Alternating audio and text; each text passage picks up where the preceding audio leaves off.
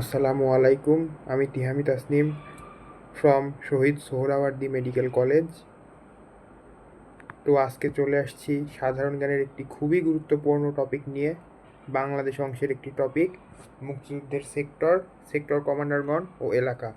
বিভিন্ন পরীক্ষায় এই টপিক থেকে প্রশ্ন আসে। তো চলো শুরু করা যাক। আমরা সবাই জানি মুক্তিযুদ্ধের সেক্টর ছিল 11টি। তো প্রথমে আমরা 11টি সেক্টরের যে 16জন সেক্টর কমান্ডার ছিলেন তাদের নাম কিছু টেকনিকের মাধ্যমে জানব। দেন আমরা যে সেক্টরগুলো কোন কোন এলাকায় ছিল সেটা জানব। প্রথমে আসি 1 নাম্বার সেক্টরে। 1 নাম্বার সেক্টরের সেক্টর কমান্ডার ছিলেন মেজর জিয়াউর রহমান ও মেজর রফিকুল ইসলাম। তো এটা কিভাবে মনে রাখবো?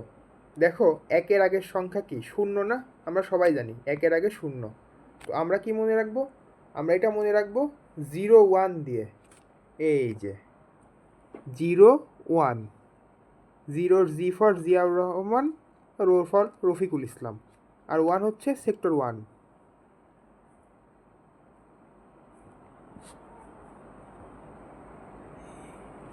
তো আমরা 1 নাম্বার সেক্টর মনে রাখবো 01 দিয়ে, জি for Ziaur Rahman, rho for Rafiqul Islam, 1 for 1 number sector.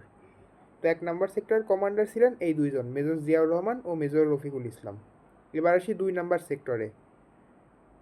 2 নম্বর সেক্টরের কমান্ডার ছিলেন মেজর খালেদ মোশাররফ ও মেজর হায়দার। তো সবাই একটা গল্প দিয়ে মনে রাখবা, যে ধরো তোমার একটা বন্ধু আছে, তার নাম হচ্ছে খালেদ।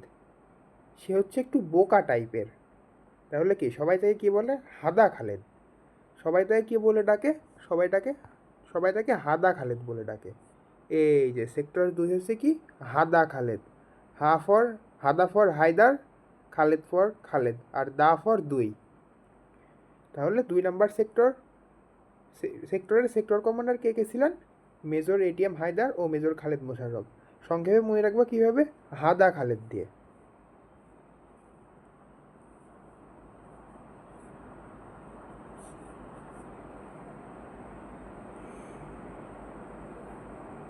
এবার আসি সেক্টর 3-এ।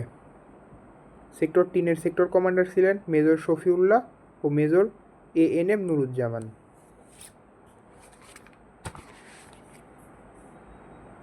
তো এটা মনে রাখার জন্য একটা নেমোনিক আছে, হচ্ছে 309। 309। এই যে 309, এখানে ফর শফিউল্লাহ, 9 ফর নুরুজ্জামান, আর 3 ফর 3 নম্বর সেক্টর। তাহলে কি 309। কয়শো নয়? 309। For Shafiullah, 9 for Nuruzzaman.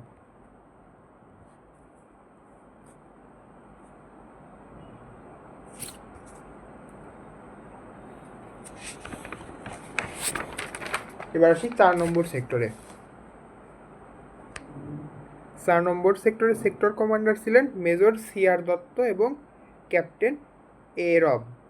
তো তোমরা এভাবে মনে রাখবা, CR 4, CR 4, CR 4। তাহলে 4 নম্বর সেক্টরের সেক্টর কমান্ডার কে কে ছিলেন?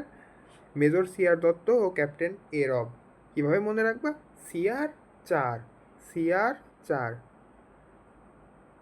এবার আসি 5 নম্বর সেক্টরে। 5 নম্বর সেক্টরের sector commander major Mir Shawkat Ali. তো সবাই তো 500 টাকার নোট চিনো।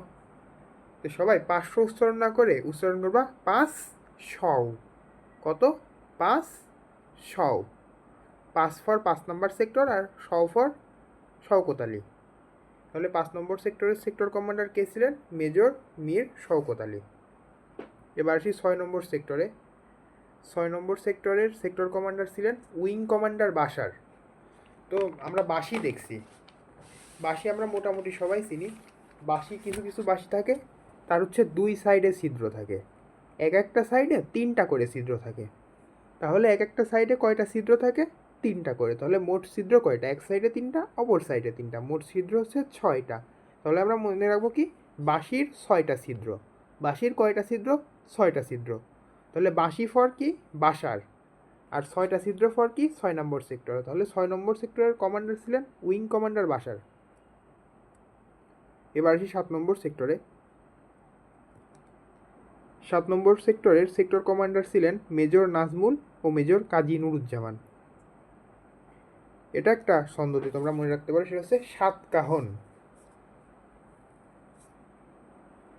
এই যে সাতকাহন, 7 পর সেক্টর 7, কা ফর কাজী নুরুজ্জামান, আর 9 for Nazmul.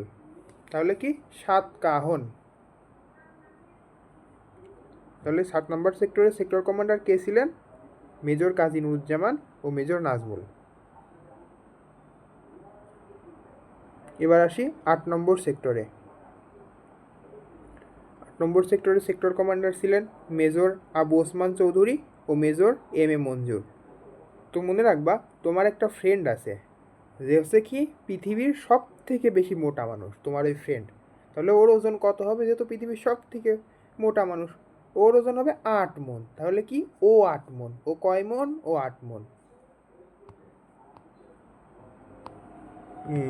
O 8 maund. O for Osman, মন for Manzur, 8 for 8 number sector. তাহলে ও কয় মণ? ও 8 মণ। তাহলে 8 নম্বর সেক্টর কমান্ডার কে কে? মেজর আবু ওসমান চৌধুরী ও মেজর এম এ মঞ্জুর। এবার আসি 9 নম্বর সেক্টরে। 9 নম্বর সেক্টরের সেক্টর কমান্ডার হচ্ছে মেজর আব্দুল জলিল। আচ্ছা, একটা নেমোনিক দিই, এটা হচ্ছে খুলনাবাসীর জন্য। তো সবাই জানো খুলনায় হচ্ছে জলিল টাওয়ার নামে একটা মার্কেট আছে। আর খুলনা কি ছিল? 9 নম্বর সেক্টরে ছিল, এটা সবাই জানো। তাহলে কি জলিল টাওয়ার কোথায়? খুলনায়। আর খুলনা কয় নম্বর সেক্টরে? 9 নম্বর সেক্টরে। এই জন্য মেজর আব্দুল জলিল হচ্ছে 9 নম্বর সেক্টরের সেক্টর কমান্ডার। আচ্ছা, 10 নম্বর সেক্টর সবাই জানো, এটা একটা কি নৌ সেক্টর। আর নৌ সেক্টরের কি কোনো কমান্ডার ছিল না, বিভিন্ন সময় বিভিন্ন নৌবাহিনীর বিভিন্ন অফিসার এসে এটার দায়িত্ব পালন করতেন, এর নির্দিষ্ট কমান্ডার নাই। এবার আসি 11 নম্বর সেক্টরে। 11 নম্বর সেক্টরের সেক্টর কমান্ডার ছিলেন মেজর আবু তাহের ও ফ্লাইট লেফটেন্যান্ট এম হামিদুল্লাহ। তো এটা কিভাবে মনে রাখবা? এটা একটা নেমোনিক দিয়ে মনে রাখবা, সেটা হচ্ছে কি 11 হাতা। 11 হাতা দিয়ে এটা তোমরা মনে রাখবা। এই যে 11 হাতা। 11 হা ফর হামিদুল্লাহ, তা ফর তাহের। তাহলে কি কয় হাতা? 11 হাতা। কয় হাতা? 11 হাতা। তাহলে 11 নম্বর সেক্টরের সেক্টর কমান্ডার ছিলেন মেজর আবু তাহের ও ফ্লাইট লেফটেন্যান্ট এম হামিদুল্লাহ। এবার তো আমরা সেক্টরের অলরেডি সেক্টর কমান্ডারদের নাম পড়ে ফেলছি। এবার আমাদের জানা লাগবে কি কোন সেক্টর কোন এলাকায় ছিল। তার আগে একটা বাংলাদেশের ম্যাপ দেখতে হবে। আচ্ছা, তোমাদের জন্য কষ্ট করে ম্যাপটা আমি কিন্তু নিজের হাতে আঁকাইছি, বলে রাখা ভালো যে আমি হচ্ছে কিছুই আঁকাইতে পারি না। তো তোমাদের জন্য অনেক কষ্ট করে ম্যাপ আঁকাইছি, হাস্যকর একটা চিত্র হয়েছে, দয়া করে কেউ হাসবা না, যেহেতু তোমাদের জন্য এত কষ্ট করে আঁকানো। এই যে আমার সব থেকে বাজে ম্যাপ, বাংলাদেশের কি কাকের ঠ্যাং বকের ঠ্যাং মার্কা চিত্র হয়েছে। প্রথমে আমাদের সেক্টরগুলোর পজিশন করে নেওয়া লাগবে, যে কোন এলাকায় আমার কোন বরাবর কোন সেক্টর আছে এইটা জানা লাগবে। তাহলে আমি ইজিলি এলাকা বের করতে পারবো। অপশন দেখলে আমি বুঝতে পারবো না এই এলাকা এই সেক্টরের। তো প্রথমে দেখো এই যে নিচে এর অংশ, এটা 1 নাম্বার সেক্টর। তাহলে এর একটু উপরে কি? প্রথমে তোমরা এই চিত্রটা ভিজুয়ালাইজ করো, দেন আমি আস্তে আস্তে তোমাদের বুঝাবো। এই যে প্রথমে হচ্ছে 1 নাম্বার সেক্টর, তার একটু উপরে 2 নম্বর সেক্টর, তার একটু উপরে 3 নম্বর সেক্টর, তার একটু উপরে হচ্ছে 4 নম্বর, তার একটু উপরে 5 নম্বর, মাঝখানে কিন্তু ফাঁকা। এটা মনে রাখবা যে 5 পর্যন্ত এইভাবে উঠছে, মাঝখানে ফাঁকা। তার উপরে দেন এই যে 6, তার নিচে 7, তার নিচে 8, তার নিচে 9। আর এই যে নিচে যেটা দেখছো যে ফাঁকা, যে নো অঞ্চল, এখানে আচ্ছা এখানে 10 নম্বর সেক্টর হবে, আমি দিতে ভুলে গিয়েছি, আন্তরিকভাবে দুঃখিত। আর এই যে উপরে যে অঞ্চলটা ফাঁকা ছিল ওইটাই হচ্ছে 11 নম্বর সেক্টর। তো তোমরা সবাই আইডিয়া করো, মোটামুটি সবাই জানো যে বাংলাদেশের কোন অঞ্চলে কোন জেলা থাকতে পারে। তাহলে বলি, নিচে আমার কি আছে? এটা হচ্ছে পার্বত্য চট্টগ্রামে নিচের 3টি জেলা, চট্টগ্রামের কিছু অঞ্চল। এবার দেখো এর উপরে 2। সবাই বলো তো এখানে কোন কোন এলাকা আছে? এখানে তো তোমার যে নোয়াখালী, এই যে চিটাঙের উপরে, যেহেতু কুমিল্লা ফেনী এই এলাকাগুলোই থাকবে, যেহেতু চিটাঙের উপরে। এবার দেখো 3 নাম্বারে মনে রাখবা হচ্ছে সব গঞ্জ। তাহলে কি কি আছে? হবিগঞ্জ, কিশোরগঞ্জ। তো ম্যাপে যদি দেখো তাহলে হবিগঞ্জ কিশোরগঞ্জ কিন্তু এই যে এই এলাকাটাই আছে 3 নাম্বারের এই এলাকাতে। এবার হচ্ছে 4 আর 5, একটা হচ্ছে সিলেটের পূর্বাঞ্চল, একটা হচ্ছে সিলেটের পশ্চিমাঞ্চল। দেখো এটা হচ্ছে প্যাচ লাগে সবার, তো মনে রাখবা এই যে ম্যাপের।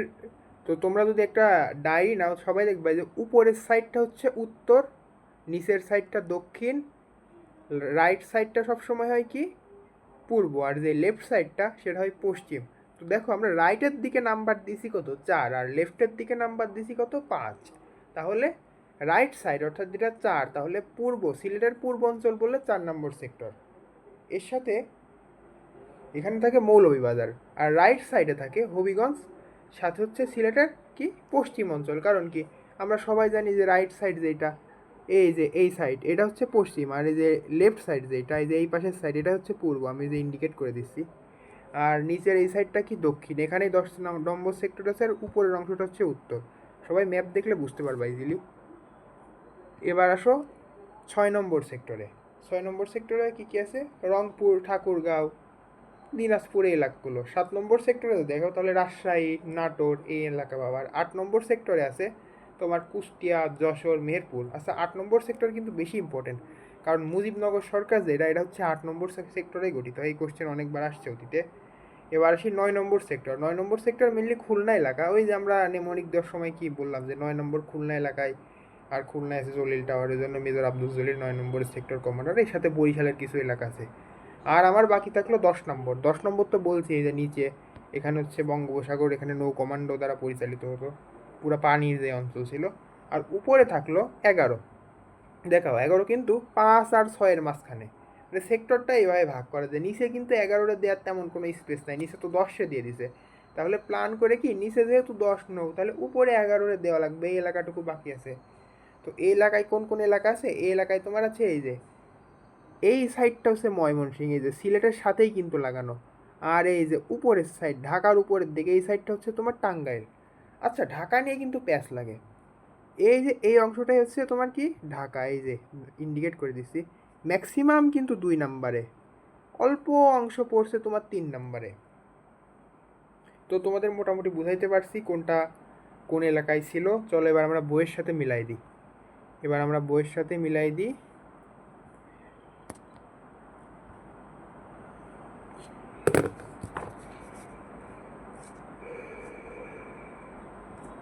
এই যে চলে আসছে দেখো, ওই যে সেক্টর 1-এর এলাকা বলছিলাম সবার নিচে চট্টগ্রাম, পার্বত্য চট্টগ্রাম।